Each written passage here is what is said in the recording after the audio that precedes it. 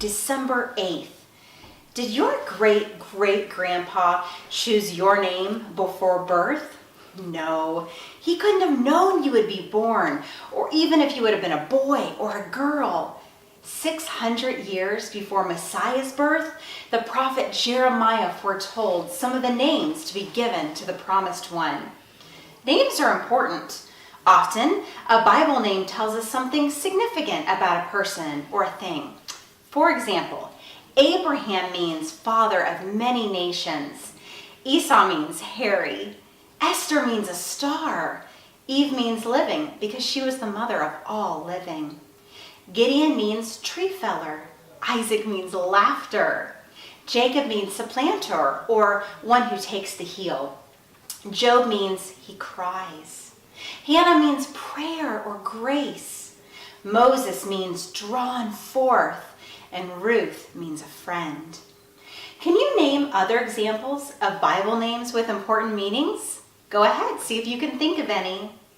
Let's read Jeremiah 23 verses 5 and 6 together, and it says this: "Behold, the days are coming, says the Lord, that I will raise to David a branch of righteousness.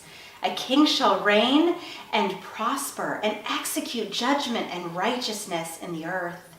In his days Judah will be saved and Israel will dwell safely. Now this is his name by which he will be called, the Lord our righteousness." So what was the name that would be given to the promised one? It was Lord. Now what does Lord mean? The word Lord, spelled with little letters, is a respectful title showing honor. When the first letter in the word Lord is capitalized, it is used as another name for God.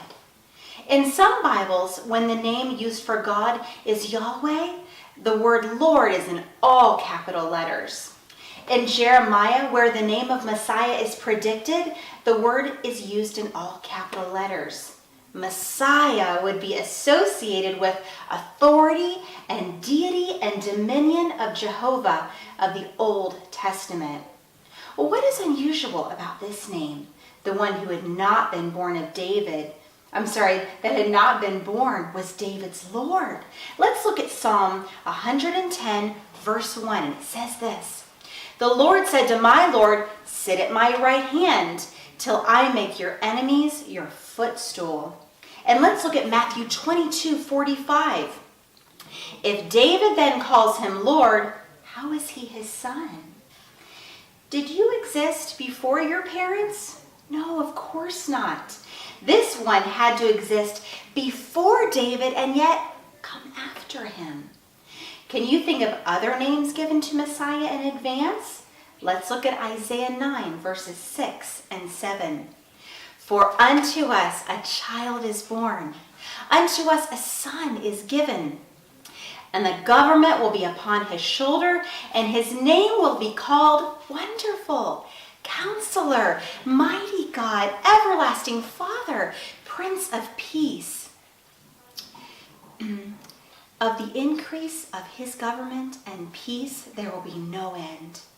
Upon the throne of David and over his kingdom, to order it and establish it with judgment and justice from that time forward, even forever. The zeal of the Lord of hosts will perform this."